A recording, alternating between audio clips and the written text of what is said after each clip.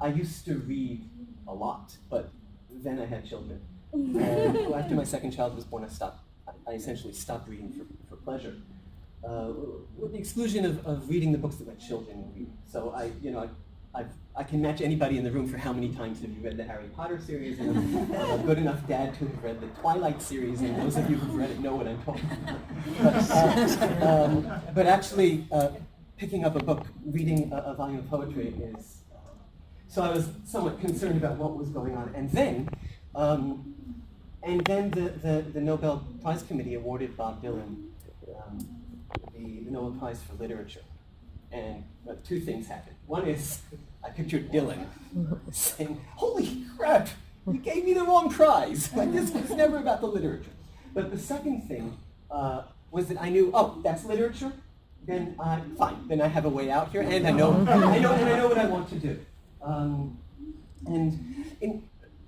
in the article that Sheila was flattering enough to mention, negotiations changing. Dylan's work is mixed in because it was written in that period where he won the prize, and his discussion of change has always been very, very meaningful to me. And his winning the prize shows that shifts happen, categories happen, shifts in paradigms happen. Suddenly this isn't a song, it's poetry. We're going to view it differently and label it differently. And the funny thing is that I remember that in 1965 in San Francisco at a press conference, Dylan was asked, "Are you a poet or a musician?"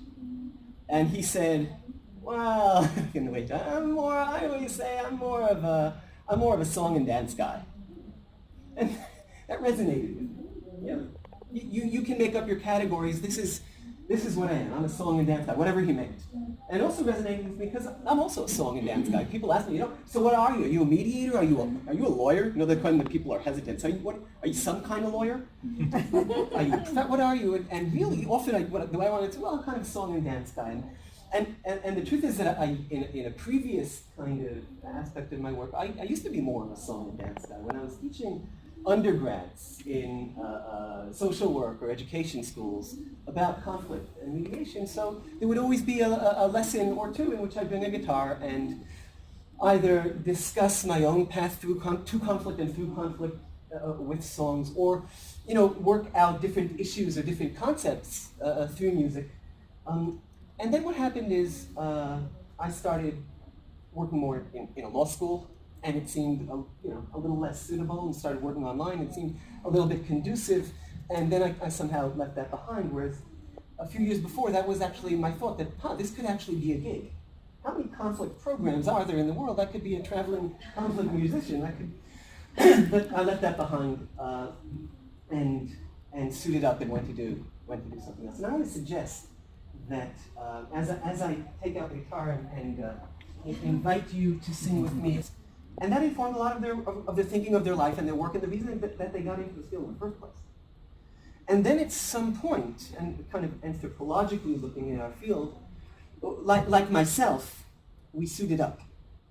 We were so scared that people would think of us as people who were interested in bringing peace by sitting around the campfire and singing Kumbaya, that we had to suit it up and had to prove that we could bring results and that we had scientific methods and it was backed by data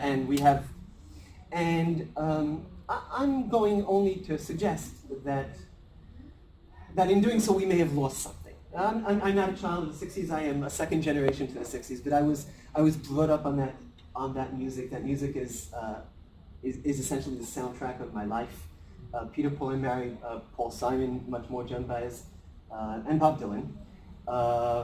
We're in San Francisco, so I can add, and also a dash of Shlomo Carlebach, a Jewish Hasidic rock musician, kinda. And I'm just going to suggest that at this point in history, 40 years later, or however many years you count to the field's existence, it may be that we've proved our ability to provide results, services, and serious stuff enough that maybe we can back up a little and remember other things. Or as my wife put it when I was talking about this with her, she said, wait, but those folks sitting around the campfire and singing Kumbaya and resolving their differences that way, they're pretty happy, aren't they? They are. So, just like I have no, X dozen hundreds of mediations, and I have no problem saying, well, I don't have to explain my professionalism anymore, and I can put on a guitar and start playing. Maybe we all can, because, and here I'm leading into a song because, and this might be overly dramatic, but I think it's actually very true. Because there's a battle outside raging. And there's a battle outside raging, I think, for what might be called the soul of ADR, or what this work is about. And, well, I have my own opinion about that, but there are many, many different opinions, and I'm going to put this one into the room. So, I'd like to invite you all, I'm going to sing a couple of songs. Some of them we have the words here, they're going to be up on, can you pass this around? So the first is The Times They Are Changing, which has never left my mind for more than 5 minutes over the past 6 months, so I got to get it out of this.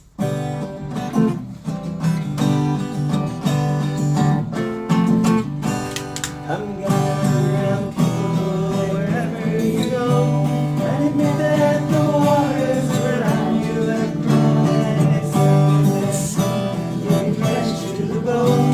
If your time to you is worth saving, then you best not still, you'll sing like a stone. The times they are changing.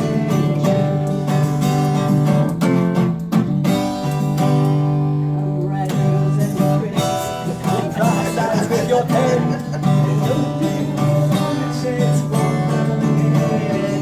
Don't speak too soon, for the wheels still spin, and there's no telling who that it's in. For the losers now, for the times they are changing.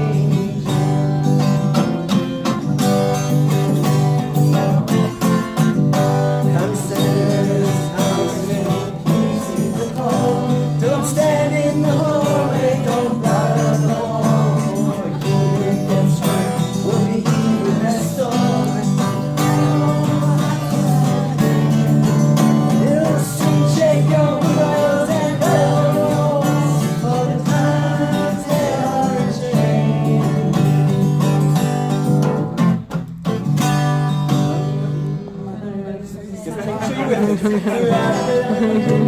And don't criticize what you can't understand. Your sons and your daughters are beyond your command. You're always navigating, something out of the new world that you can't lend your hand. For the times they are changing. The line is strong, the curse is cast. The slow one now will later be fast, and that is now will later be past. The order is rapidly fading, and the first one now will later be last. For the times they are changing.